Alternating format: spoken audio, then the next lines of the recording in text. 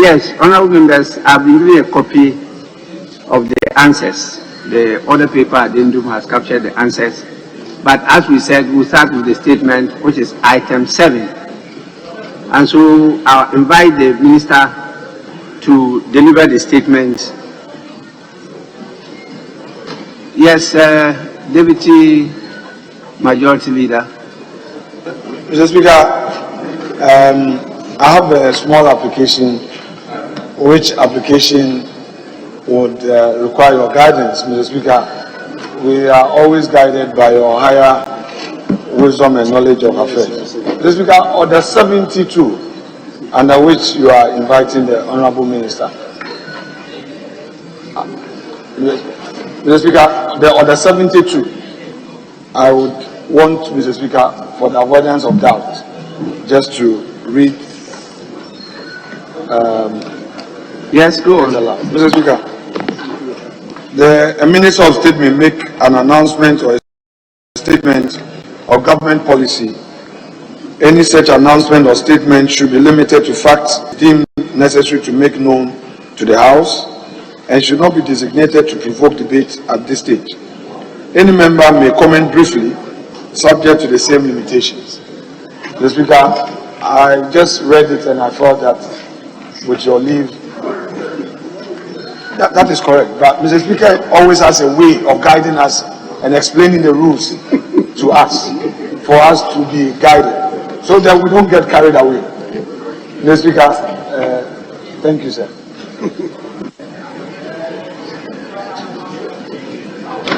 Well, I think he just amplified what I said earlier on. His comments, we make comment on his statement, but let me listen to the Deputy Minority Whip. The Speaker, if I could hear the Deputy Majority Leader clearly, he's saying that the Minister is coming under Order 72 and that it should not provoke debate. The Speaker, I think that is what this Order 72 says. By clearly, if after the statement the Ghanaian people still need certain facts to be made, how will we be able to equip them to know clearly what happened, or how can we account for them? The Speaker, we must take that one on board as we progress. Well, I'm here to apply the rules, and the rules I will apply, definitely with a human face, and also being sensitive to the situation in the country. So please have confidence in me that I can do my job well. Minister, you are invited to deliver the statement.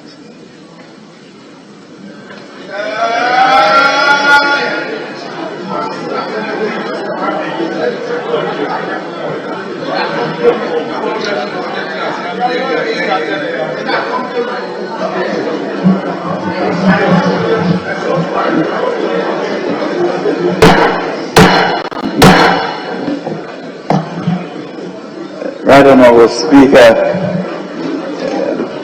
honourable members, thank you very much indeed, and it's for the opportunity to be here today.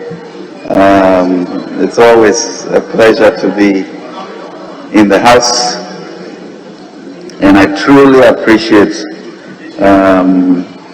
this chance to deliver the statement, and I just want to assure the House, indeed all parliamentarians, of the onerous responsibilities you have in the discharge of your oversight functions, and in that regard I'm obligated, like all ministers, to respond to the House when one is called.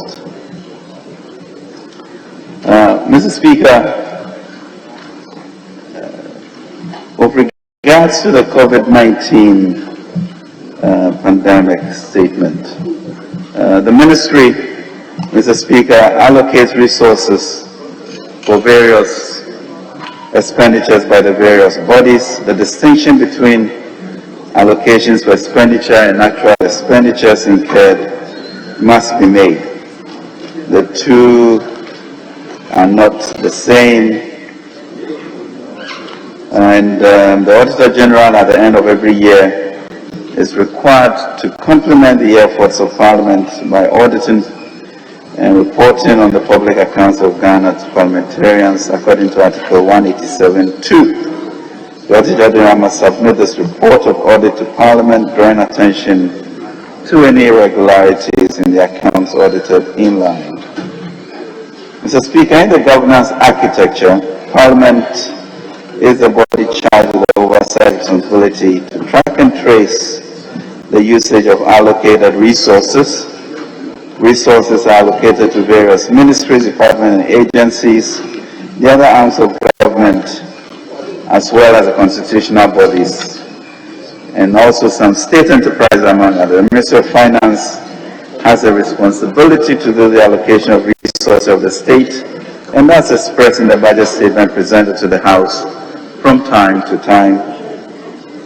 After the allocations have been made, the various committees track these allocations to ensure that the nation has value for money. The ministry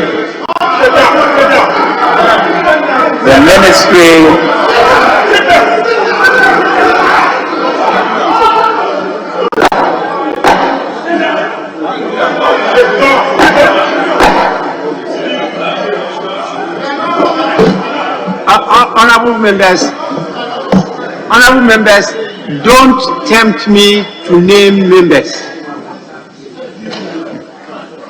Thank you, Mr. Speaker. Honorable Minister, I will grant you permission to do away with the mask. I know that COVID is still with us, but it looks like there's some obstruction because of the type of mask you are using. So if you could, if not, then we need more volume of your voice, because I myself was struggling to capture what you were saying. Okay. Yes, you can go on.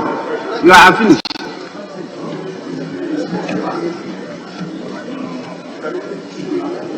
Yeah, could you I'm told that there will be an attempt to increase the volume of the mic for him.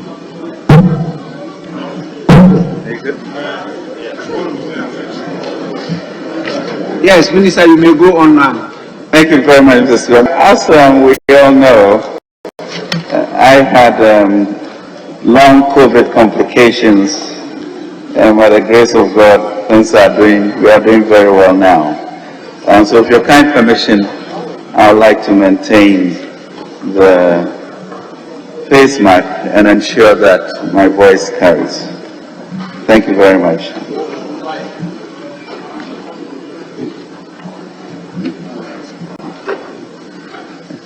Mr. Speaker,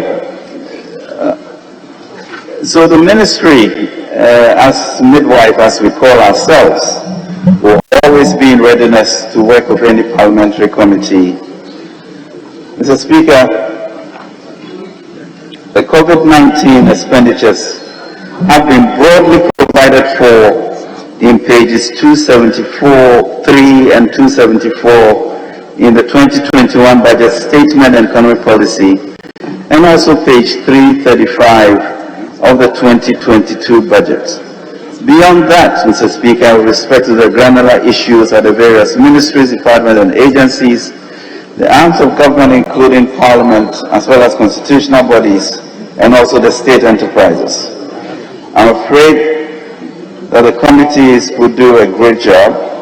The ministry does not follow these bodies on the various parts of expenditure, apart from the report they submit to the ministry. Notwithstanding this, and to set minds at ease, I'm here for the avoidance of doubt to respond to the allocations made to the various bodies and institutions.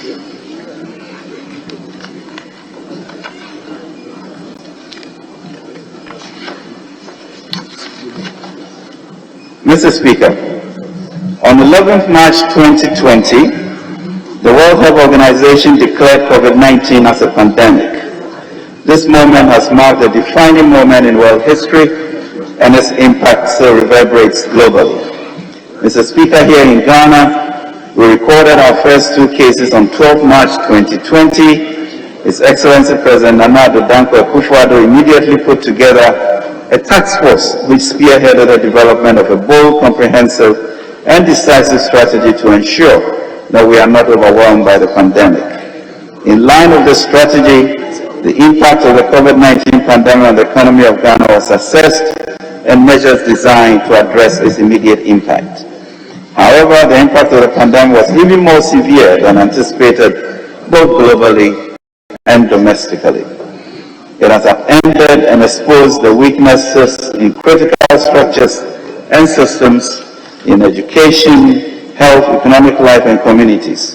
The pandemic triggered a sharp and heavy disruption in global supply chains as lockdowns and restrictions led to reductions in demand and production levels. Mr. Speaker, this has required us to undertake major fiscal measures beyond what we programmed prior to the pandemic, to finance the additional expenditures such as support to households, engagement of additional health personnel, deployment of security personnel, borders to enforce the COVID-19 protocols, as well as the procurement of personal protective equipment. Government has had to adopt major fiscal measures to accommodate the increased expenditures and the shortfalls in revenue. Though our response was bold, decisive, and compassionate, it has also been costly. Mr. Speaker, you will recall that on 30th March 2020, I made a statement to Parliament on the economic impact of the COVID-19 pandemic on the economy of Ghana, following which the implementation of the Coronavirus Alleviation Program commenced. Furthermore, during the presentation of the 2020 mid-year fiscal policy, I indicated that the supplementary request included a program funding of 19.3 billion from various funding sources to support the budget both directly and indirectly. On the expenditure side, an amount of 11.16 billion was programmed for COVID-19 related expenses, detailed attached as Appendix 1. The difference of 8.14 billion was programmed to provide for shortfalls in revenue. Mr. Speaker, in 2021, the budget programmed the total amount of 4.6 billion for COVID-19 related expenses, detailed attached as Appendix 2. It is worth noting that the Ministry of Finance mobilized the needed financial resources whilst the various COVID-19 interventions and related expenses were implemented by the relevant sector ministries and agencies. Mr. Speaker, to mitigate the impact of the pandemic on businesses and households, ensure that economic activities recover and minimize job losses, government mobilized 18.19 billion out of the program 19.3 billion in 2020 from various funding sources as shown in Table 1 to support the budget.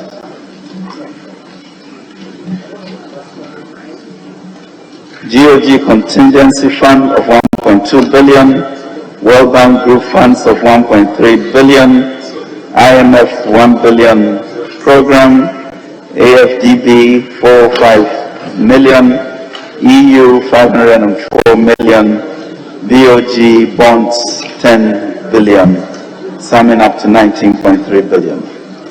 Mr. Speaker, government program funding of 1,203,715,085 cedis to finance the Coronavirus Alleviation Program. This program focused on achieving 5 key objectives: limit and stop the importation of the virus, contain its spread, provide adequate care for the sick, limit the impact of the virus on social and economic life, and inspire the expansion of our domestic capability and deepen our self-reliance. The Ministry of Health also led the preparation and implementation of the Emergency Preparedness and Response Plan, which was financed with funds from the World Bank. An amount of $230 million was secured from various facilities under the World Bank to support the implementation of COVID-19 Emergency Preparedness and Response Plan. The funding facilities included the Fast Track COVID-19 Facility, 35 million, This financing is Ghana's share of the World Bank's $4 billion fast-track COVID-19 facility that was announced in March 2020 to enable countries deal with the pandemic. GID SEC 65 million. This amount was drawn from the existing World Bank-funded Greater Accra Resilient and Integrated Development Project by activating the contingency response component of the project.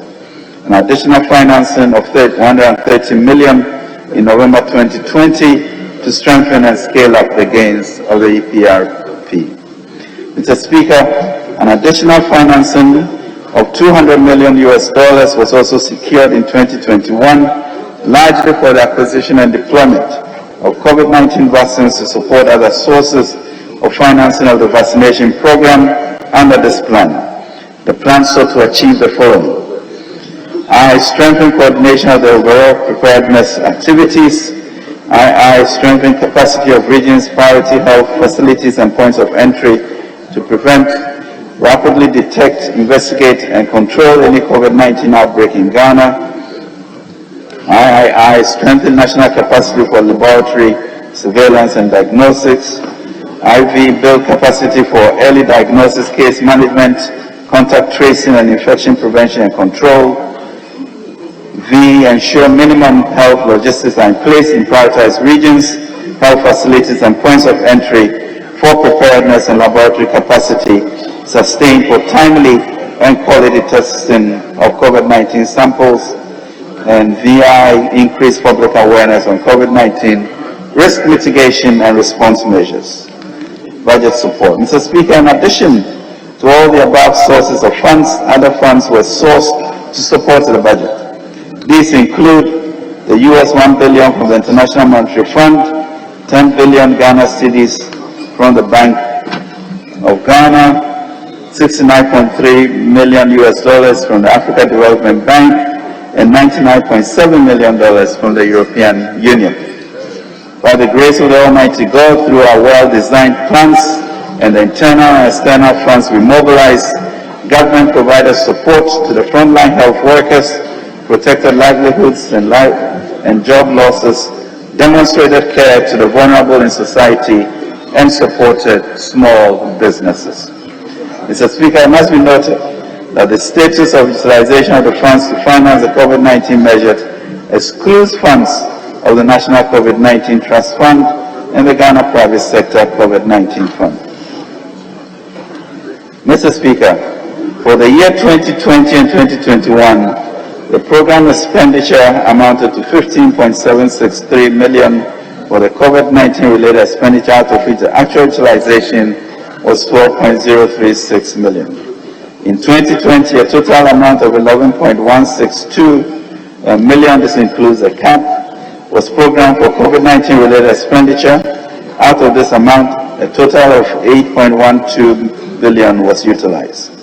The amount was utilized to provide support to households, supply equipment and provide relief to health workers, health infrastructure, security operations, evacuations, quarantine and coordination, economic relief, stabilization and revitalization, and COVID-19 complementary releases. Mr. Speaker, a total amount of 4.6 billion was programmed in the 2021 budget for COVID-19 related expenses. At the end of 2021, total utilization was 3.9 billion, representing 85% utilization. Expenditure on COVID-19 falls within the following broad categories: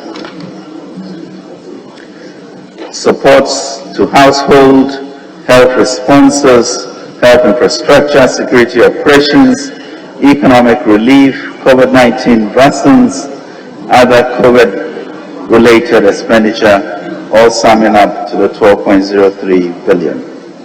Mr. Speaker, at this juncture, I wish to dispel the notion that there have been inconsistencies in government data on COVID-19.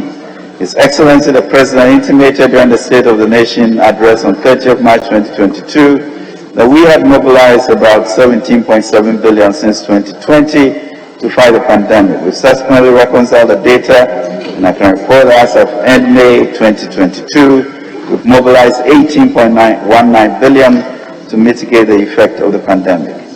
Again, when His Excellency the Vice President indicated on 7th April 2022 at the National TESCON Conference that government has spent 8.1 billion on COVID-19, it was within the context of expenditures for 2020, as I've already indicated. Right Honorable Speaker, permit me to use this occasion to highlight the financial management and accountability framework for receipt and use of public funds, especially as relates to COVID-19. All public expenditures are incurred from funds approved by the Honorable House. These expenditures may be drawn from the Consolidated Fund, Contingency Fund, or other statutory funds earmarked for specific purposes. At the onset of COVID-19, the Ministry of Finance applied for and obtained approval of Parliament to lower the cap on the Stabilization Fund. This enabled the transfer of approximately 1.2 billion to the Contingency Fund. Upon approval by Parliament, 1.2 billion was drawn from the Contingency Fund to support government efforts to mitigate the effects of the pandemic.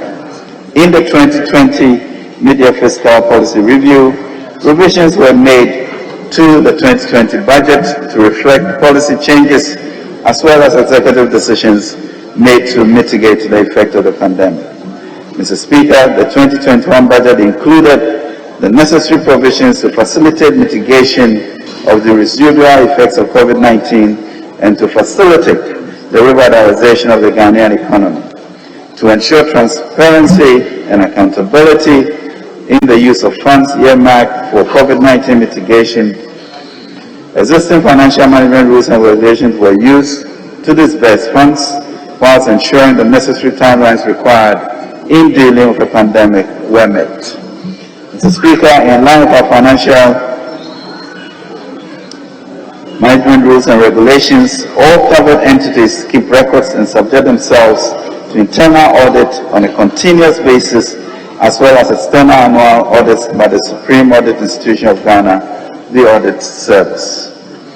Mr. Speaker, in the 2020 mid-year review and supplementary estimates, I presented a comprehensive update on the impact of the COVID-19 pandemic and the measures government have put in place to contain it.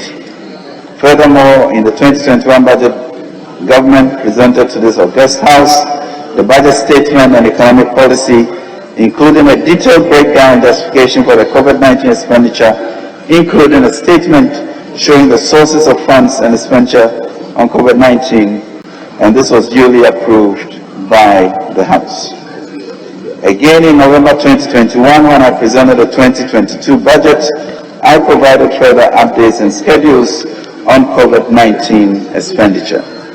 Mr. Speaker, I now proceed to provide additional details on the COVID-19 expenditure that I have listed. Support to households. Mr. Speaker, total amount programmed for the initiatives under the support to households in 2020 to September 2020.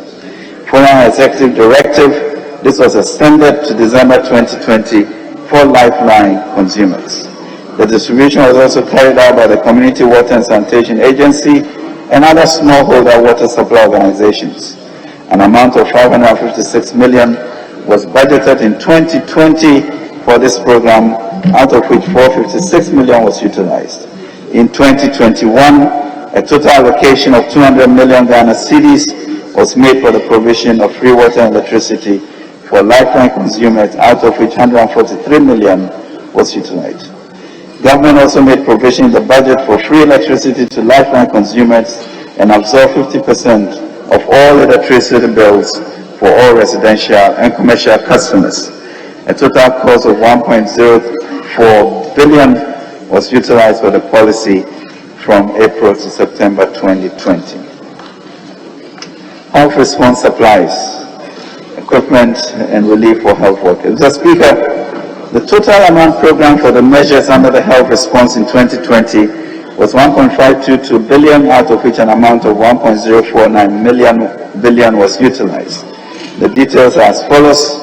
A total amount of 2 million cedis for busing health workers within Accra, Tema, Kumasi, and Kasua to and from work for the duration of the lockdown, and Metro Mass transport. The whole amount was utilized, with 0.7 million going to CAPTI, and 1.3 million going to support the services of the Metro Mass Transport Company. A total of 80 million Ghana cedis was programmed to pay 50% of the basic salary as allowance for frontline workers. All requests have been reconciled and paid. Total 1.44 billion was programmed for the provision of PPEs, testing kits, and medical equipment, as well as to undertake community engagements. Other expenditure includes communication, quarantine, and treatment for COVID-19. An amount of 1.01 billion was utilized. Health infrastructure. Mr. Speaker, in the wake of the pandemic, government took a bold decision to provide health infrastructure in the districts and regions that did not have a district or regional hospital. In all 111 district, regional, and mental hospitals, Agenda 111 were programmed for construction. A total of 600 million Ghana cedis was released to begin the construction across the country in 2020. In the 2021 budget, an amount of 779 million was programmed for the continuation of Agenda 111 projects. Out of this, an amount of 763.92 million has been released. Mr. Speaker, government programmed a total amount of 1.2 billion for security operations, evacuation of Ghanaians stranded abroad, and coordination of MMDA sanitation and disinfection exercises. As of 31st December 2020, amount of 875 million was utilized. This expenditure was utilized by the Ministries of Local Government and Rural Development, the Interior, Justice and Attorney General, Defense, National Security, and God. Mr. Speaker, in addition, measures to stabilize the economy after the devastating impact of the COVID-19 pandemic, government also implemented programs to revitalize the economy and protect jobs. These include the Coronavirus Alleviation Program Business Support Scheme, CAPBUZ, by the NBSSI, now the Ghana Enterprise Agency, which provided soft loans to 302,000 small and medium-scale businesses across the country to mitigate the economic impact of the pandemic and protect jobs. A total of 600 million was utilized. The Ghana Cares Over Tampa program was launched in November 2020 to make strategic investments in the rail sector of the economy. Total amount released as at the end of 2021 was 539 million Ghana cedis out of the total program amount of 1.5 billion cedis. And the establishment of the Development Bank of Ghana to address gaps in the Ghanaian credit markets, especially the availability of medium and long-term finance for the private sector. A total amount of 853 million has been transferred to the bank as seed capital. Mr. Speaker, other measures include the transfer of 1.5 million to the statutory funds in line with approved budget to enable them to deliver on their mandate. This was occasioned by the non-performance of revenues largely due to the global lockdowns, and the payment of 1.267 billion to contractors to settle outstanding indebtedness to contractors that were programmed to be paid in 2020 with revenues collected, as well as ease the financial burden that arose due to the outbreak of the pandemic. Mr. Speaker, due to the COVID-19 protocols, the Electoral Commission and National Identification Authority had to increase their registration sites and recruit more personnel to ensure compliance during the registration and voting. An amount of 401 million was transferred to the NIA and EC as additional support to ensure COVID-19 compliant registration and voting. National COVID-19 response to school reopening.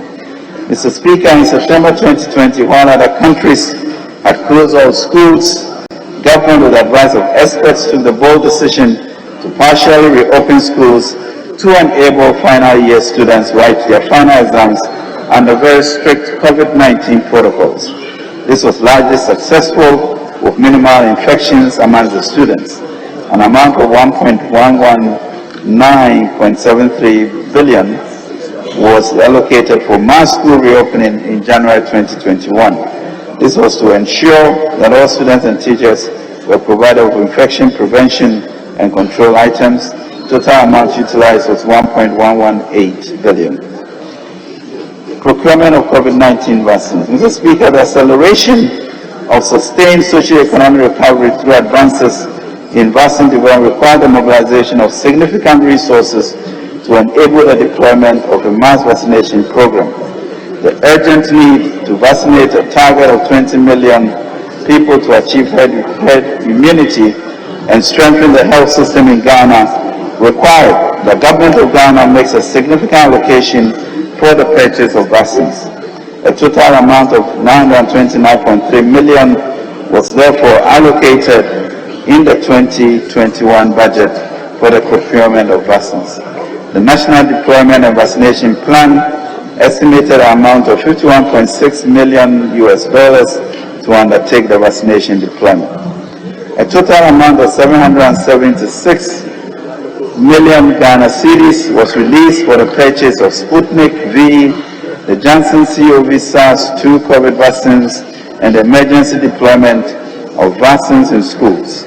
As of the 1st March 2022, a total of 5.4 million vaccines have been deployed and received into the country since the commencement of the COVID-19 campaign, March 2nd, 2021. 14.3 million doses of vaccines have been administered as of April 25, 2022. Mr. Speaker, I believe that this presentation demonstrates government's commitment to accountability and transparency. All program mobilized and utilized funds have been duly reported on. As a government, we continue to operate an open door policy and welcome any opportunity to engage in the national interest.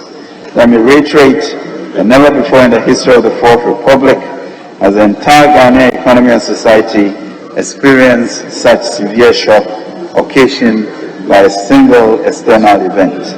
Indeed, from independence to date, the Ghanaian economy has never faced such a sudden nationwide dramatic reduction in household and corporate economic activity. But as the President said in one of his addresses to the nation during the coronavirus outbreak, our survival is in our hands and it continues to be in our hands. Mr. Speaker, thank you very much for the opportunity and God bless our homeland, Ghana.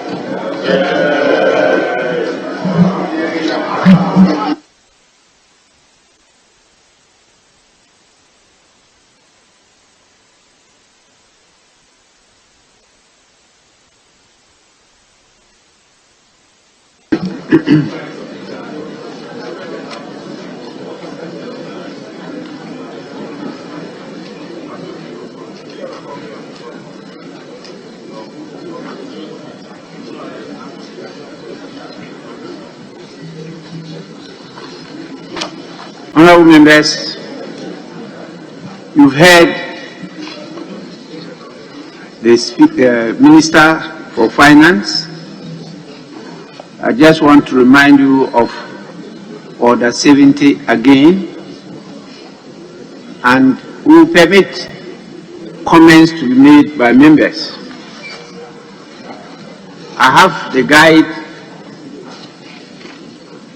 from leaders that the intention is for me to recognize 3 members from each side of the divide plus 1. One being a member from each side of the leadership of the House. The left side have submitted the 4 names. I'm waiting on the right side to submit their 4 names. So whilst I wait on the right side, I will start by giving the left the first shot in terms of comments to the statement made by the Minister of Finance. The first person I've been guided to give the opportunity is the Honourable Ofori. Honourable Member, comments. You may go on, please. Mr. Speaker, thank you for the opportunity to make some comment on the statement that was delivered by our minister responsible for finance. Mr. Speaker, I have three major concerns on the very statement that was delivered by our minister. Mr. Speaker, the first one relates to the fact that I've seen the minister accounting for the sources of financing or sources of fund for the amount they received to tackle COVID-19. Mr. Speaker, one particular one that is conspicuously missing in it is the COVID-19 Trust Fund that was established by the President of the Republic of Ghana. Mr. Speaker, that is critical because any amount that accrued to the fund is public fund and it should be accounted as such. Mr. Speaker, if I decide to donate money to fight a pandemic, that money is not private money. That money was received by state actor and it should be accounted for as such. And so therefore, in showing us the sources of funding, that particular line is conspicuously missing. And I urge the minister to come again on that one because we need to get some accountability on that one. Mr. Speaker, that's the first point. Mr. Speaker, it does not matter. It is public money. And when you receive public money, you account for it. That is what you should do. Mr. Speaker, the second point has to do with the fact that our minister responsible for finance has said that he received money from 6 different areas. The first one is COVID-19 DOD contingency fund 1.2 billion. He's going on to say that World Bank Group Fund Health Intervention 1.3 billion. He lined of which and showed all of the amount to prove that he's gotten 1.3 billion. IMF 1 billion. AFDB an amount of 405.6 million, and then EU and BOG COVID-19 bond 10 billion. If you add all of them, he's saying 19.3 billion. So Speaker, granted that he's received 19.3 billion. But what I can see here is that he has said that so far, from January 2020 to December 2021, he has spent 12 billion of that money. 12 billion. What he has failed to do is to tell us that between the 19.3 billion and the 12 billion, the difference of 7.3 billion, where the money is and what they have used the money for. So Speaker, you have mobilized 19.3 billion from your own document. So Speaker, I make reference to the document. First, I'm making reference to page 4, table 1. Page 4, table 1. I receive it at the same time as you receive it. Page 4, table 1. Table 1 says that you have mobilized 19.3 billion sources of funding. Funding sources, 19.3 billion. That is what is there. So Speaker, if you go further to the same document, page 6, item A, expenditure on COVID-19. It gives us utilization of, status of utilization of 2020 and 2021 COVID-19. So Speaker, the last item, it gives you the amount they budgeted, the amount they have released so far. And he said that so far, they have released 12 billion. So my argument is that if you've mobilized 19 billion and you've spent 12 billion, at least give us an indication. You receive IMF 1 billion. You are telling us that you raised a bond of 10 billion. You're also telling us that you had some sources from World Bank. You've given us the numbers. But you have spent 12 billion. Give us an idea where the rest of the money is. The bond that you received, that was money that you received. Where is the rest of that money? So Speaker, I think it's a legitimate question. It is a legitimate question, and that is my second point. So Speaker, Mr. Speaker, so the difference here that I'm seeing is 7.3 billion Ghana cedis unaccounted for, and I want to find out where is that money. It's legitimate. So Speaker, my third point relates to the fact that our minister responsible for finance has given us an indication that he spent 12 billion Ghana cedis so far, 2020 and 2021. The Speaker, my concern has to do with the fact that, yes, he has given us some headline items. He said to us, and it is also in the media review of the year 2021, Government of Ghana's media review.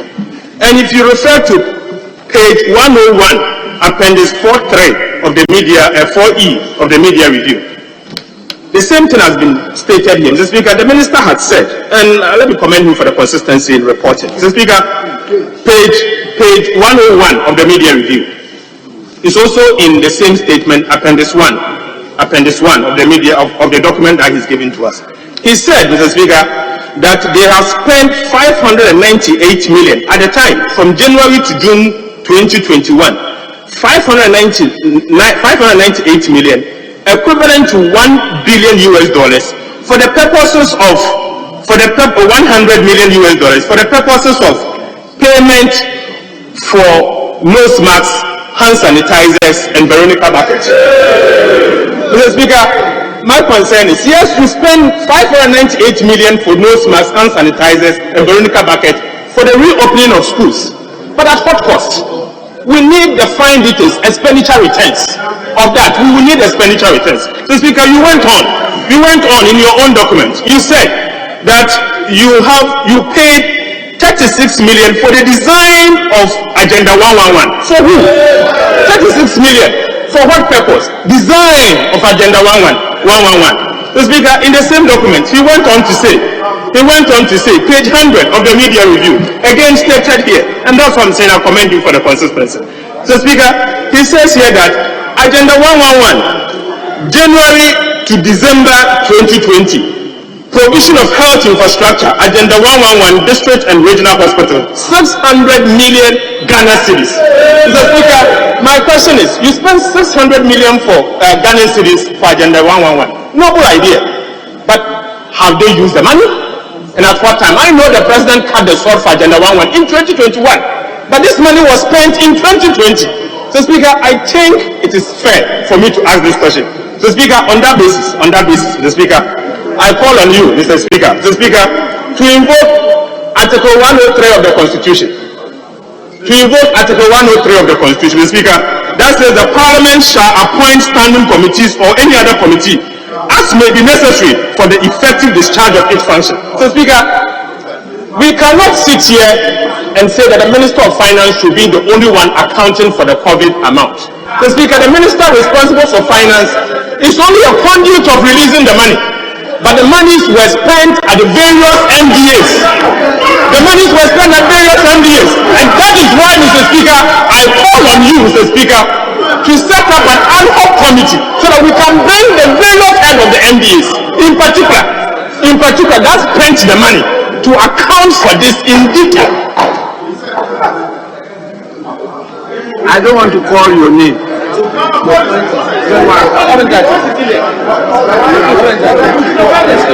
Yes. Honorable Atto, you may sum up. If I hear you shout across the aisle, I'll be compelled to name you. I'm not. Please. Yes. May you conclude? Mr. Speaker, I'm concluding. Mr. Speaker, I'm calling on you, Mr. Speaker, to use the powers under the Constitution, Article 101, to set up 103 of the Constitution, to set up an ad hoc committee to particularly get the various covered entities that spent the money to account for it in detail. So, Speaker, yes, I've seen a bold attempt by giving us some headline items. I acknowledge that, but there are gaps. The gaps, I cannot ask the minister responsible for finance to give me the details of the fact that they spend $100 million on nose masks and hand sanitizers. I have to ask the minister who purchased that. And that is why, Mr. Speaker, I'm asking you that this committee must be established by this House, chaired by a member of the minority committee, so that we can go into the details to to get the details out, and all of us will be able to get the facts as we need to. Thank you very much, Mr. Speaker.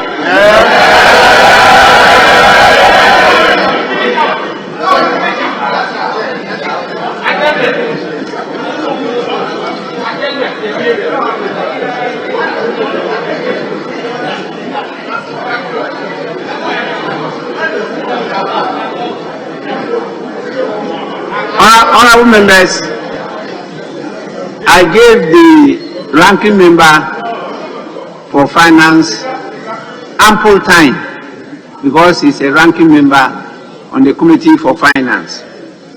I will apply same to the, I think it's the chairman, vice chairman, who will be speaking for on behalf of the chairman. The same time to also make comments. So chairman, vice chairman for the committee on finance, please, you can do so now. Make your comments now. Thank you very much, Mr. Speaker. Mr. Speaker, I'm very disappointed in my colleague, Honorable Atta.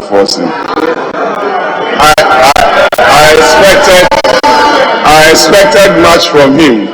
I expected in-depth analysis of what he's been spewing on the airwaves and blindfolding the minds of the good people of this country that there's been something untoward with regards to the COVID-19 expenditure. He didn't even read the report, Mr. Speaker. Mr. Speaker, let me refer you to paragraph. Honorable Vice Chairman, you are to make comments on the statement made by the minister. You are not to debate. You have to make comments, and in fact, the deputy majority leader emphasized this. So go on with your comments. Thank you very much, Mr. Speaker, for your guidance. Mr. Speaker, let me refer you to paragraph 15 of the statement made by the Honourable Minister of Finance. Mr. Speaker, it must be noted that the status of utilization of the funds to finance the COVID-19 measures excludes funds of the National COVID-19 Trust Fund and the Ghana Private Sector COVID-19 Fund. Mr. Speaker, it must be put on record that my colleague never read the statement and did not avert his mind today. Mr. Speaker, Mr. Speaker, our colleagues have been on the rampage. Our colleagues have been on the rampage trying to foul the atmosphere in this country with regards to the expenditures that the minister has ably presented to the House. Mr. Speaker, a summary of the expenditures are captured on pages 14 and 15 of the statement. Mr. Speaker, in March 2020, when the COVID-19 outbreak occurred, we all were very scared and did not have any clue about this pandemic. It took a responsible government to devise a very deliberate plan to protect us. Mr. Speaker, all the 275 members in this chamber are alive. We all benefited one way or the other from the relief that has been presented to this house, Mr. Speaker. Mr. Speaker, to the extent that our spouses were even privileged to come to the hospital or the clinic to get their jabs. Where were we going to get the monies from, Mr. Speaker? How many of us didn't benefit from the free water supply as captured in this report? How many of us didn't benefit from the free electricity? The lifeline consumers, the Minister of Energy is here. Our constituents, how many of you didn't benefit?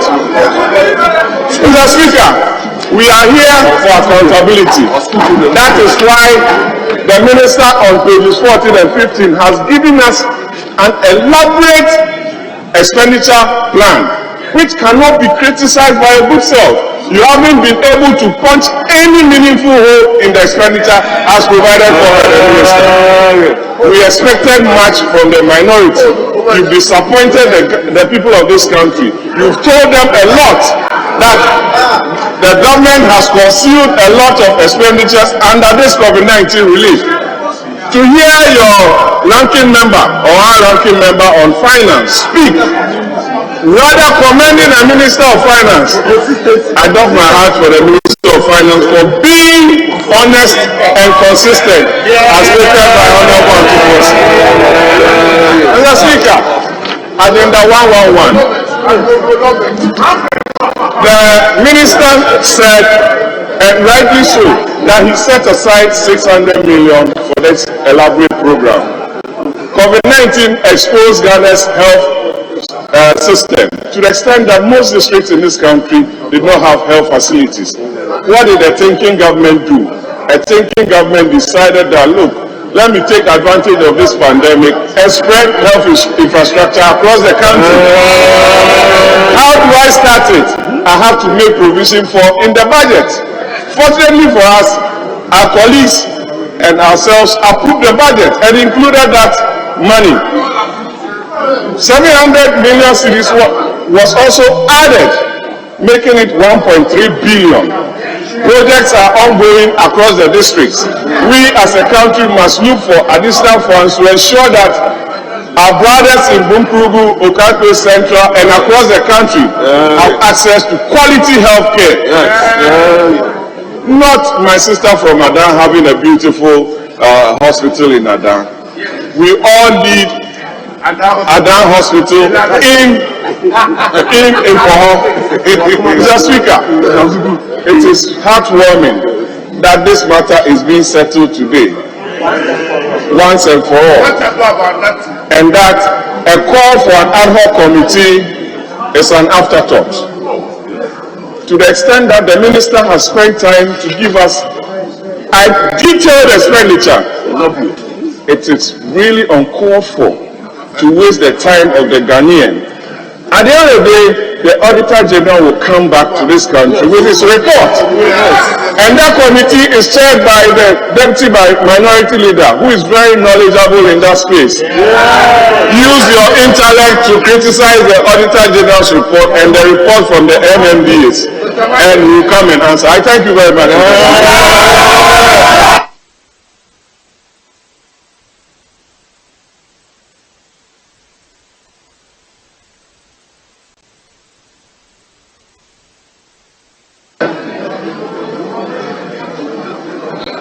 I think the Vice Chair has done well by making the comments within a very few minutes.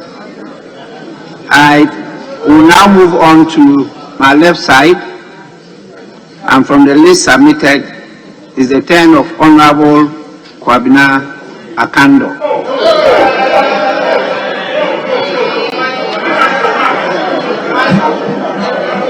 I'm most grateful, Mr. Speaker, for the opportunity to comment on the statement delivered by the Minister responsible for Finance. Mr. Speaker, this statement is the very reason why a bipartisan committee must be constituted to probe the entire expenditure on COVID-19. Mr. Speaker, I will point to few inaccuracies in the statement presented by the Minister responsible for Finance. Mr. Speaker, that must not be entertained on this floor. Mr. Speaker, may I refer you to page 7, paragraph 19. Mr. Speaker, with your permission. Mr. Speaker, at this juncture, I wish to dispel the notion that there have been inconsistencies in government data on COVID-19. Mr. Speaker, His Excellency the President intimated during the State of the Nation address on 30th March 2022 that we had mobilized, Mr. Speaker, the emphasis is mine, about 17.7 billion since 2020. Mr. Speaker, that is not what the President said. Mr. Speaker, may I refer you to the State of the Nation address, and that is on page 5. Page 5. Mr. Speaker, the very first line. In all data from the Ministry of Finance tells us that an amount of 17.7 billion which is 4.6% of the GDP, has been spent, not mobilized. Mr. Speaker, there's a clear difference between what has been mobilized and what has been. Why do you do this to Parliament? Mr. Speaker, between him and the President, who is telling us the truth. Mr. Speaker, again, Mr. Speaker, if you check the statement that has been given to us, especially Fable, Mr. Speaker, especially about this one status of utilization of 2022 COVID-19 budget. Mr. Speaker, this statement tells us, Mr. Speaker, that an amount of 600 million Ghana cedis was released with respect to Agenda 111. After 2020, Mr. Speaker, as a matter of fact, Agenda 111 was actually commissioned, the sword was cut on the 17th of August 2021. Mr. Speaker, meanwhile, that money was released as far back as 2020, which is clearly captured here. What was that money used for? Mr. Speaker, these are all issues that we demand answers. And Mr. Speaker, knowing very well the rules of contributing or commenting on statements, we cannot use statements to resolve these issues. Mr. Speaker, again, let me refer you to paragraph 28 of the statement. Paragraph 28 says that they spent hot milk and they spent 4.3 Ghana cedis on each person, and they spent on about 2,744 people. Mr. Speaker, if you do the computation, you are arriving at around 11.9 million Ghana cedis. Mr. Speaker, there's a huge difference of about 240, almost 243,000 Ghana cedis. Mr. Speaker, the minister is telling us that, Mr. Speaker, that money was used for transportation within the metropolis. Mr. Speaker, I think that we need to know the details of this expenditure. This is actually not enough, and that will give us the opportunity, even if possible, to subpoena other documents to probe further. So, Mr. Speaker, coming by a statement will not help us, and therefore I support the call that this House constitute a bipartisan committee to look into this matter. Mr. Speaker, I thank you for the opportunity.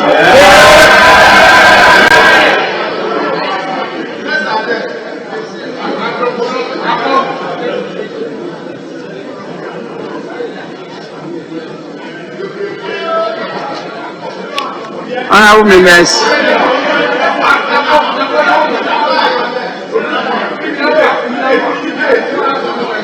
it's now the turn of the Honorable Deputy Minister of Finance, Honorable Abina Osei Asare.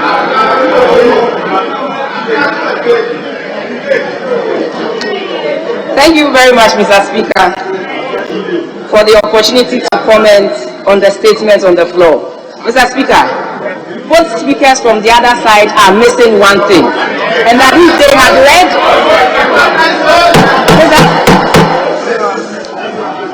Mr. Speaker, if they had read paragraph 6 of the minister's statement, they would have realized that the minister said yes, the total inflow for 2020 was 19.3 billion, and out of that, they used some to directly fund COVID-19 expenditures, and others were indirectly. One, on the expenditure side, we allocated 1.16 billion, and directly. And Mr. Speaker, the difference of 8.1 billion was what we used to shore up the budget. You remember we came to this House and revised the expenditure, revised the revenue numbers by close to 11.1 billion as a result of the effects of COVID. So the difference between the 11.1 and the 19.3 is what we use to shore up the budget. If you revise your revenue numbers down by 11.1 billion and you shore it up with the difference of 8.1 billion, clearly you've accounted for the 19.3 billion. And then I want to also go to page 5. I also want to go to page 7, paragraph 19. And it was quoted that the president said they had spent 8.1 billion on COVID-19 fund. When you come to page 6, clearly it is correct. You see it here that what we utilized, what we spent, what we utilized is actually 8.1 billion. So clearly, today the minister has put to rest the inconsistencies being said or yes, by our minority brothers and sisters. And today it is very clear that we have been consistent. Yes, it was 19.3 billion that came in. We have been able to account for the 19.3 billion. 8.1 billion was used directly for COVID-19 expenditure, and the difference was used to shore up the revenue numbers that dropped. Again, when you go to 2021, we put in the budget an expenditure of 4.6 billion for direct COVID-19 expenditures, and clearly we've been able to account for the 3.9 billion. So, Mr. Speaker, I don't see the need why our police on the other side are asking for a special audit in this. Clearly, the Auditor General at the end of the day will also look into this. This is what we have, and this is what I believe the Auditor General is also going to look at. One thing that I also want to point out that was out there was the specific inflows from the World Bank. Our police on the other side also mentioned in various forums that this was not fully accounted for. Clearly, the $435 million that came from the World Bank has been accounted for on paragraph 11. When you look at it, it says that paragraph 11I, there was a fast track amount of $35 million US. And then when you go to paragraph 11II, it says there was another 65 billion which we have accounted for.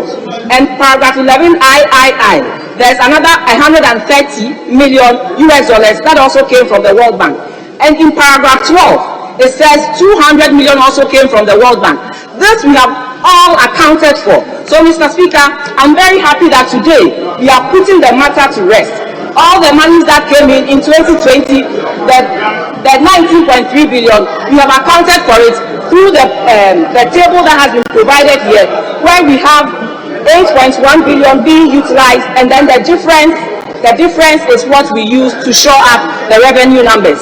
Mr. Speaker, COVID-19 was a rare thing. We had never seen this before. But yet still, this thinking government thought it wise and saw that the most important thing to do was to save lives and also to protect lives and save the economy. So two things this government did.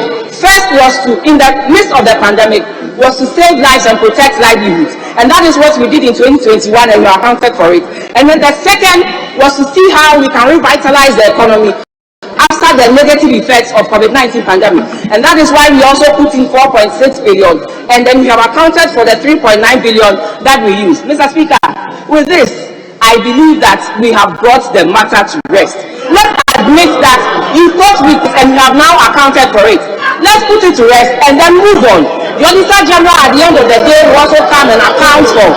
We also go through the books and account for every money that we have spent on COVID-19, both directly and indirectly. So, Mr. Speaker, we thank you for this opportunity to tell the whole of Ghana that clearly these monies came in and this is how we have utilized it. So I believe that from today, let us admit that we erred in telling Ghanaians that we have squandered the money. Clearly, it is all clear here that we have the money, we have used it, you have utilized it for the benefit of Ghanaians, and that is why, by God's grace, we did not see what we saw in other countries. If we had sat down and done nothing, maybe the effect would have been bad. But thanks be to God that He gave us our president in the person of Nana Addo Dankwa Akufo-Addo, and that is how come we are seeing the results we are seeing here. Let's admit it when it's right. When it's right, let us learn to admit it, that it is right. If it is wrong, we understand. But clearly, the way Ghana handled COVID, including its expenditures, is something that everybody can attest to it. Thank you, Mr. Speaker, for the opportunity.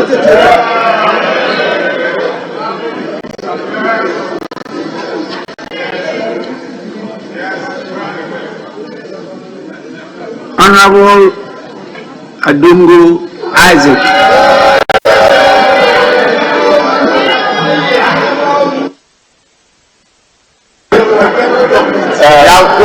Thank you very much, Mr. Speaker. Mr. Speaker, I rise to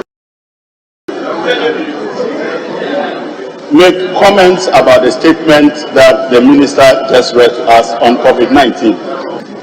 Mr. Speaker, the issue about COVID-19 expenditure, come to listen to you, and its accountability is a major issue that hinges on the credibility of our country. We spend a lot of monies that don't belong to us, but the magnanimity of a taxpayer sitting somewhere else, in billions of dollars. Mr. Speaker, as I look through the documents that have been served in this House by the same government and the same minister in the past, I'm struggling to understand whether this document is picking the data from somewhere else or the government's own data, which is copiously reported in its own budget statement for 2021. Mr. Speaker, the issue my colleague raised about the statement of the president to the effect that we spent 17.7 billion, it cannot be the case that today you are reporting that you spent 12 billion. How many months after the president spoke? As a matter of fact, we expect a better record to be showing that it is more than 17.7 billion. So right away, we become very confused that the numbers are now reversing backwards. From 17.7 to 12.2 or 12.0. Mr. Speaker, if we make a mistake and we call him tomorrow, it will be 9 billion. That is the problem. That is the problem. Mr. Speaker, one of my biggest difficulty is that this is a house of records. The minister appeared before this house and presented the 2021 budget statement and economic policy. In that document, the minister reported to us where he has used COVID-19 and how much he has spent. Mr. Speaker, this is not my document. This is the Minister for Finance's own document, which is a record in this house. What's the page and appendix? Mr. Speaker, if you go to page 274 of that statement of the budget, particularly under appendix 12B, performance summary of funding sources, Mr. Speaker, all the sources that the minister raised the money, he reported the total at 19.3. Which he has rightly reported in this report, except that he provided utilization that he had already done in each of the areas that he has listed. He actually indicated how much of those utilizations are as a matter of loans to finance the deficit, and how much of it is our own money that doesn't go into the deficit. Mr. Speaker, the minister concluded that all the monies we borrowed that was utilized and not sitting in any bank account ended up at about 16.4 billion. He reported in that same document that when we now ask our own money, which in this case is the money he drew down on our contingency vote or contingency fund, the total amount is 18.1 billion. Mr. Speaker, this doesn't look like 12 billion. In fact, that is 50% underreporting. From the minister's own document before this house, he is unable to speak to same numbers a year after. That is very serious. Mr. Speaker, if I take the numbers the minister is reporting for 2021, that he spent 3.9, and I add it to the figure he gave me for 2010, Speaker, I get total expenditure on COVID of 22.1 billion, the minister's own report. Mr. Speaker, the minister is now reporting to us 10 billion Ghana cedis of our own money. Why? In his own report. This is not my report. This is the budget statement of the Minister for Finance, and then which is a public record in this house. And that after almost a year, 6 billion has disappeared, 10 billion has disappeared, and it is now for 12 billion. Mr. Speaker, we must be very serious with this house. And we must be serious with the international community that gave us our money. Yes. Mr. Speaker, this is an affront to democracy. And I sit here and I can't even trust documents with deep because I don't know the lifespan of that document. In fact, 2 days later, that document will not be the same. And how much more the Bible there? How can I be relying on this type of data from the same source? Mr. Speaker, it is very, very serious. And Mr. Speaker, I've heard my colleagues try to say that because the Auditor General will bring us a report, we should not probe this. Mr. Speaker, our audit practice and reporting does not provide a rule for special audit to be presented on COVID alone. The audit report will be reporting the totality of government finances and public finances. But then we have approved a special expenditure, we have gotten special funding, we are struggling to get to the bottom of that matter. That requires a special activity. Absolutely. And that our current arrangement of audit do not give us the opportunity to get what we want. And what we want is that we want to be sure whether it is 17.7 as reported by the President, whether it is 12 billion as reported by the Finance Minister today, or it is the 22 billion he reported to us last year. Mr. Speaker, this cannot be something that will require the Auditor General to give us an omnibus account. Mr. Speaker, to do justice to the people of Ghana, to reclaim the credibility of the political class in the utilization of our resources, there is an urgent need for Parliament to reclaim its integrity by making sure that we take steps to go to the bottom of these 3 conflicting numbers that are exposing the reporting of our country. Mr. Speaker, we have heard voice notes, we have heard audios that are going around of certain political candidates claiming that our COVID money was shared to them for elections. Mr. Speaker, this is a very serious indictment on us. Honorable Member, comments on the statement made by the Minister.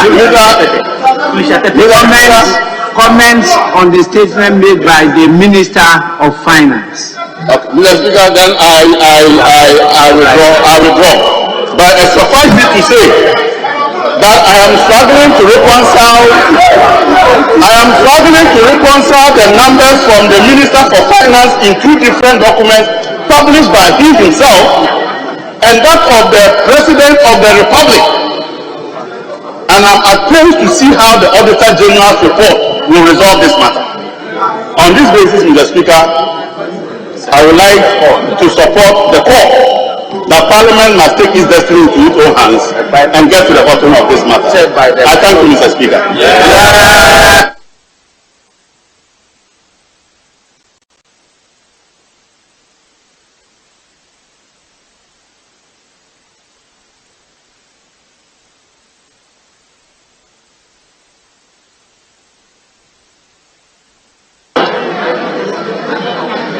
Honorable members, we now have to listen to the comments from the Deputy Majority Leader, Honorable Afinyo Markin.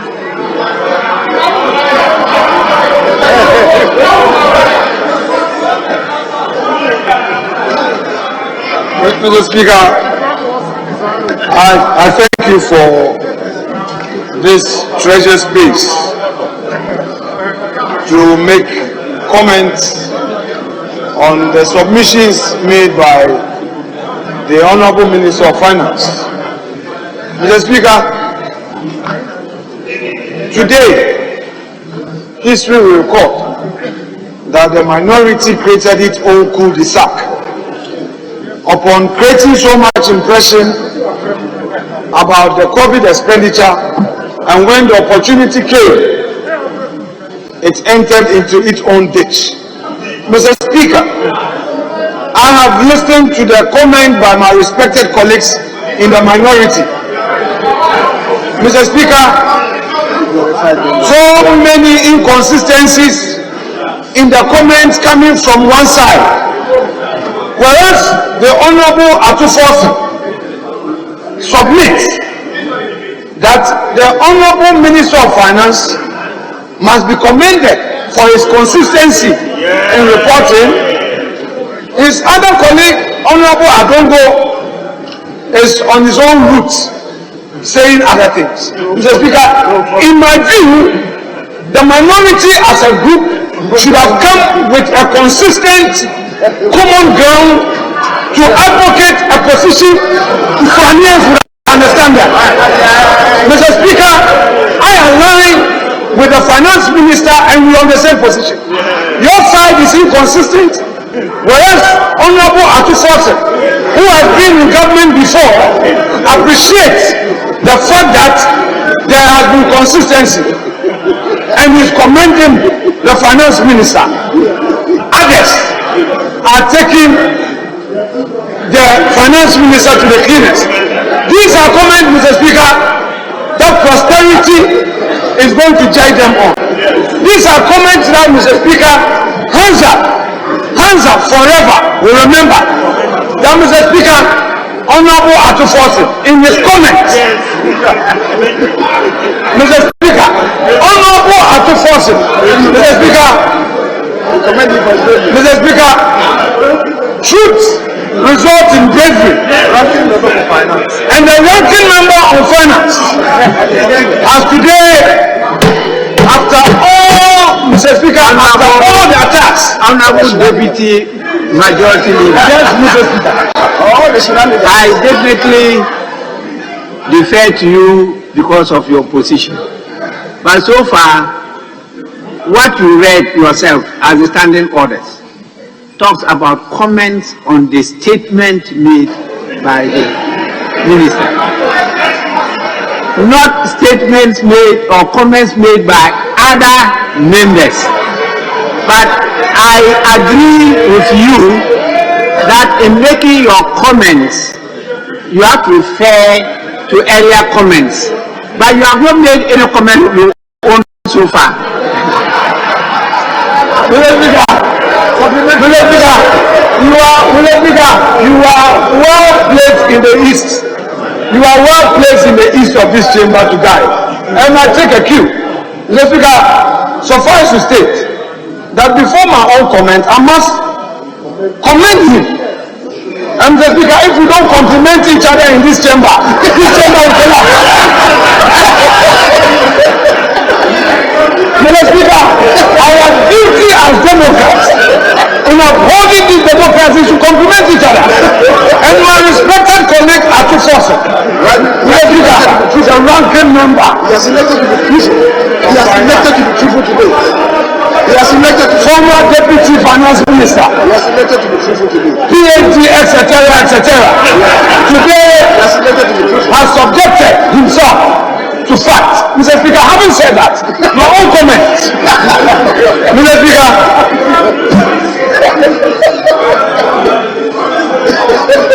the Honorable Finance Minister, although he walks through the valley of the shadow of death, his faith has led him to fear no evil. And where the name of the Lord is invoked, trust that no danger shall ensue.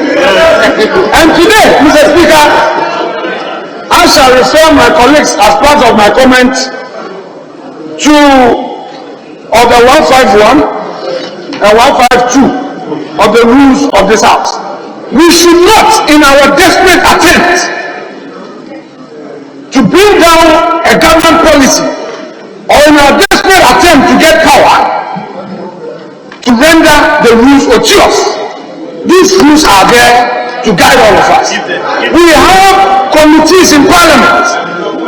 If, Mr. Speaker, in the comment of Honorable Atufosi, he contends that, Mr. Speaker, Honorable Atufosi contends that he does acknowledge that indeed the Ministry of Finance did not do the specific expenditures.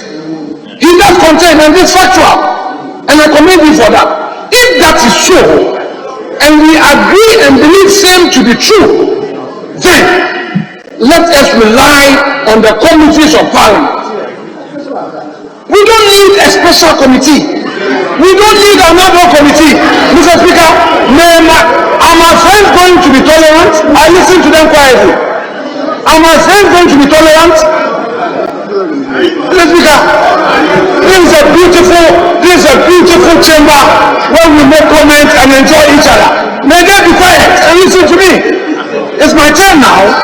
Mr. Speaker, the point is, we should not render the rules of this House odious, except when there is an exceptional situation. And so far in their submissions, there hasn't been any comment arguing exceptional circumstance.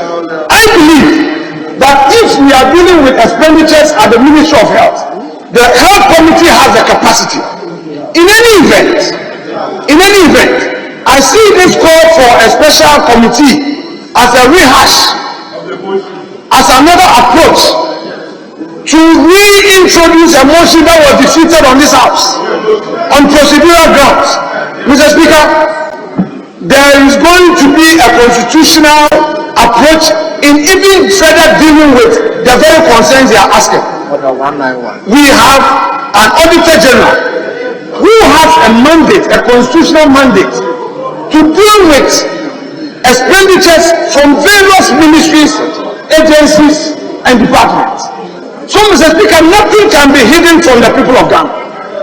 But, Mr. Speaker, because the majority leader is going to round up, I will not go further, except to state for the records that when you are dealing with trust funds, and this one I would want to direct my submission at Honorable Ofori, he is strongly in his comments. I don't want to say you criticize the finance minister or you thought he failed to account for it, but Mr. Speaker, the law must be clear. I know generally that was your expectation, but it is a fund being managed by its trustees, and he indicated that this is the fact. You are seeing public funds, Mr. Speaker. Our laws are clear on what constitutes public funds, and I do not want to at all. You know, we share the same esprit de corps, and I wouldn't want to, when you err, I would want to be magnanimous. When I err, I expect the same thing from you.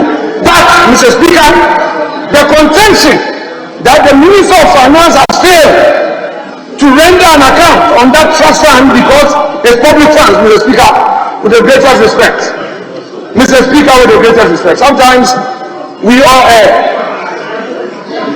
Mr. Speaker, we all err sometimes. But on this occasion, I dare contend that in his comment on that aspect of the submission, as contained in paragraph 14, Honorable Ofori got it entirely wrong. I hold that view respectfully, that he got it all wrong. The minister stated the facts. The minister did not veer away from the facts. The minister has been consistent, has been transparent, and today, nobody can say that during the lockdown we didn't sell hot meals. Nobody can say that during the lockdown Ghanaians did not receive nose masks. Nobody can say that Parliament of Ghana was denying what it needed to protect the 275 of us. Mr. Speaker, by the grace of God, through the intervention of this government, through the proactiveness of the finance minister, none of us lost his life. All 275 of us are intact. All of us are here. We took our job. We were protected. And Mr. Speaker, what more? Mr. Speaker, we are here to receive the facts. And when the facts are given us, we should at least be fair in acknowledging. But so far, I conclude by saying that the minority, putting all their comments together, say that their leader is here to speak, and I trust that he's going on the path of Ofori. I know, Because what Akufo-Addo has said, nothing can take it away from the records.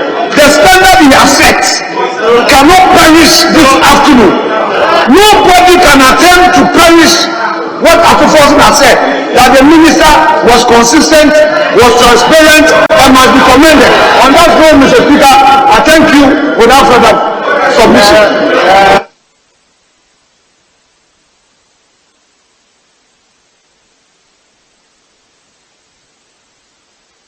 We will now listen to the comments of the Minority Leader, Honorable Haruna Idrisu.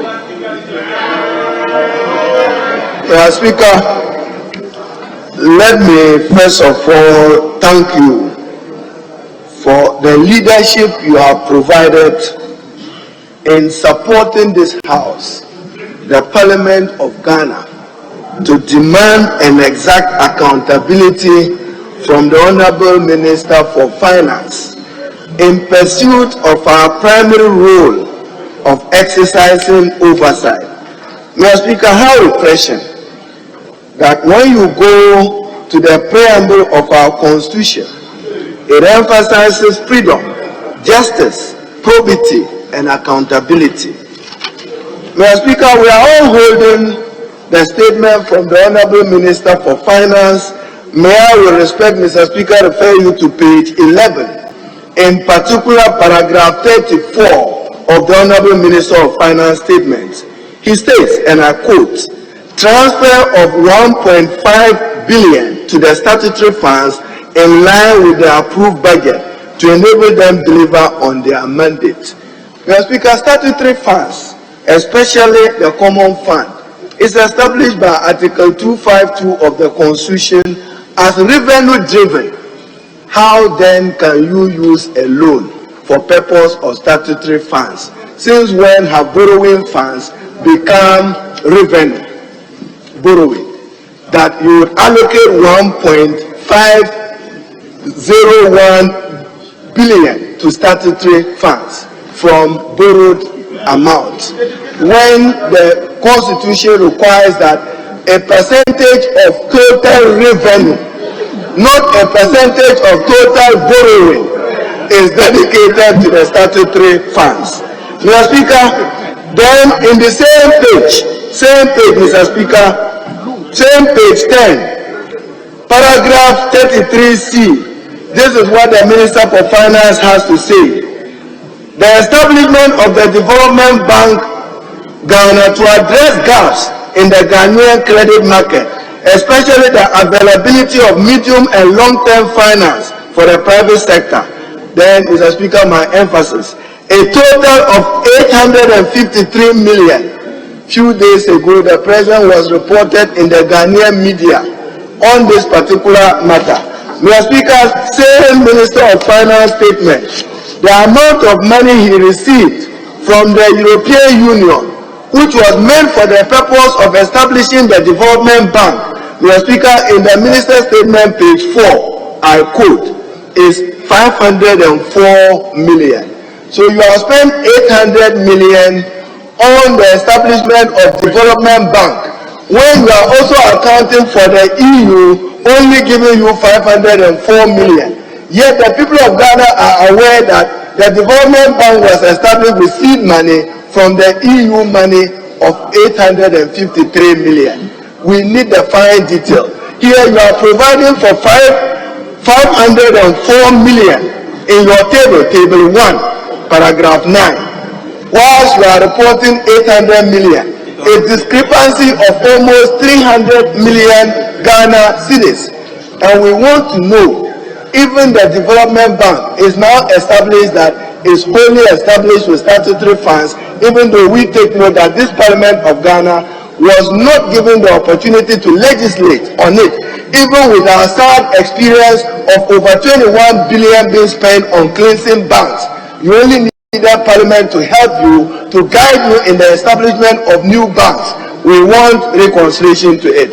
Mr. Speaker, holding with me here message on the state of the nation by His Excellency Nana Addo Dankwa Akufo-Addo, presented to this August House Wednesday 30th March 2022 at Parliament House. And Mr. Speaker, I refer you to page 4, and I quote His Excellency the President. Mr. Speaker, in all, data from the Ministry of Finance tells us that an amount of 17.7 billion or 4.6% of GDP has been spent in containing the pandemic since 2020. President of Ghana, 17.7 billion. Minister of Finance, 12 billion. Who should we believe? Who should we believe? The president or the minister? 17 billion and 12 billion. Then, Mr. Speaker, who should we believe? Further, Mr. Speaker, the president also had this to say in the same page 4 of the State of the Nation address. It took an unbudgeted 1.9 billion to assure that our children and teaching staff went back to school. Mr. Speaker, President of Ghana, 1.9 billion. May I refer you to the Honorable Minister of Finance statement here, page 11, paragraph 36. The President says 1.9 billion Ghana cedis. Mr. Speaker, the Minister is reporting 1.119 billion. Another discrepancy in page 36, and I read, an amount of 1,119,73,000,000 was allocated for mass school reopening in January 2021. Yet the President says in his State of the Nation 1.9 billion, and you are giving us 1.1 billion. Another unexplained discrepancy. So, Mr. Speaker, for us, a probe and an open public inquiry into COVID expenditure beyond the headline numbers of the Minister of Finance is inevitable and an imperative. We are not looking for headline figures. I spent 12 billion. 12 billion on what? On what? We need the expenditure returns and expenditure details of every amount. Mr. Speaker, the Honorable Atta also raises the fundamental issue of accountability of the COVID Trust Fund, which is established by an Act of Parliament. And Mr. Speaker, reason we are asking for accountability, we know that beyond public-spirited individuals who were determined to support the president to save lives, we are not questioning that he needed to save lives, but save lives in the arena of probity and accountability. In that COVID Trust Fund, Mr. Speaker, we are told that the National Health Insurance Authority contributed 250,000, Ghana Stock Exchange 100,000, GMPC 1 million, Ghana Gas 1 million, Senate 500,000. These are all public funds that must be accounted for to the Parliament of Ghana. That is what we are demanding. So, Mr. Speaker, this is what makes the case for a public investigation, a public inquiry, whether it's annual committee, it's a finance committee, it's a committee. We want an open public hearing on how COVID expenditure was done in the name of this republic. So, Mr. Speaker, I only can be commending you. Then I conclude, Mr. Speaker. And in concluding, for the record, Mr. Speaker, let's refer to program resources. Minister's Word, page 4. He provides in table 1. And Mr. Speaker, in table 1, he gives us where he got the resources from. Again, conspicuously missing in these resources, Mr. Speaker, in page 4. And I have the Hansard for 14th October 2020. And this was IFAD loan, Government of the Republic of Ghana, represented by the Minister of Finance and the International Fund for Agricultural Development, IFAD, for an amount of $20 million to finance the implementation of the emergency support to rural livelihood and food systems exposed to COVID-19. First, I want to find out whether farmers actually benefited from this facility. Then, whether or not this account, this $20 million, has been accounted for in the COVID resources. This is Parliamentary Hansard, 16th October 2020, Friday, unaccounted. So, Mr. Speaker, for us, I'll speak, let me do the tables, Mr. Speaker, then I can conclude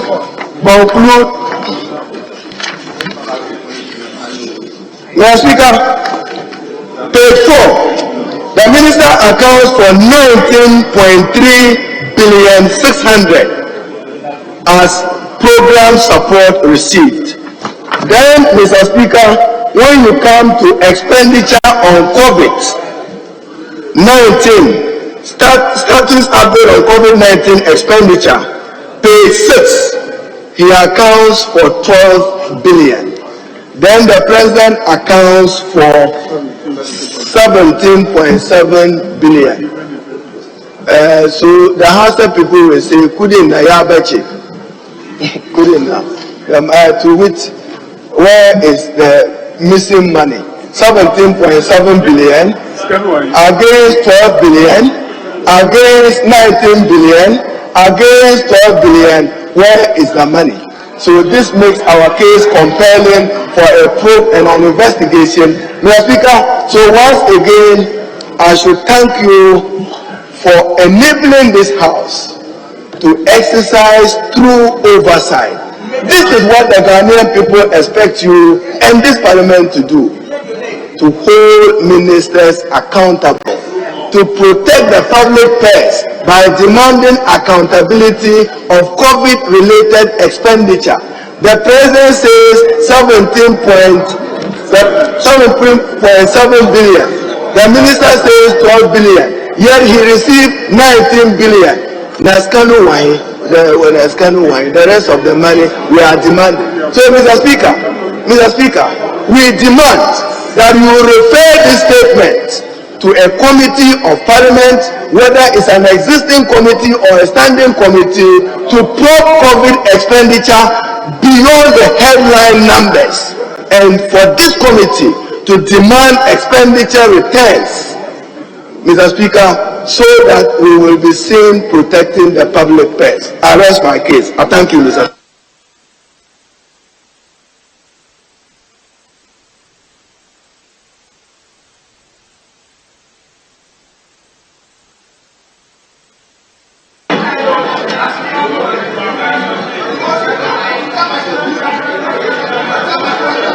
Honourable members, the last comment will be made by the majority leader and then leader of government business, Honourable Oseiche Mensah-Bonsu.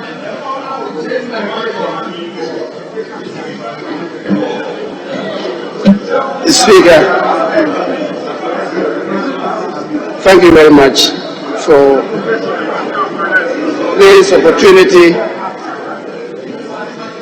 to make some brief comments about the presentation of the minister responsible for finance in respect of the COVID-19 expenditures.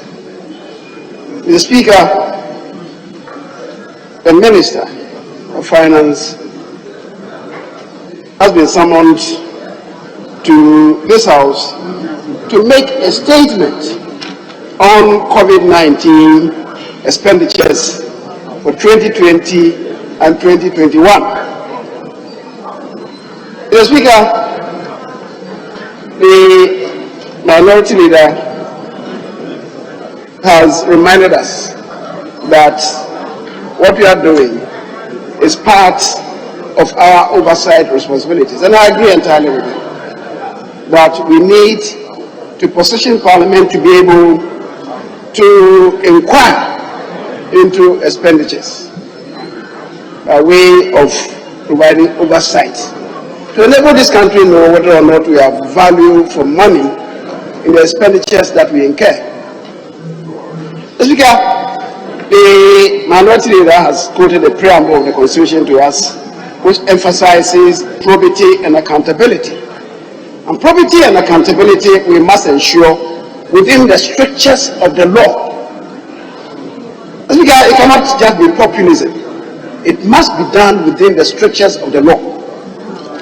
Mr. Speaker, the Minister of Finance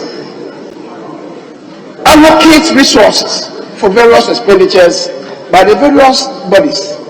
ministries, departments, agencies, the other arms of government, including even Parliament, the judiciary, constitutional creatures. He makes allocations for expenditures to these bodies. Mr. Speaker, it is not for the Ministry of Finance to follow them on the path of their expenditures. That indeed is reserved to us in Parliament, the various committees, to do that. So when we summon the Minister of Parliament to come and make a statement on expenditures given to the various bodies, as I said, including Parliament, in my considered opinion, it's a bit misplaced. Let me say so because Parliament was given resources to deal with COVID. So Parliament itself did that. Have we submitted any expenditures to the Minister for him to respond to Parliament?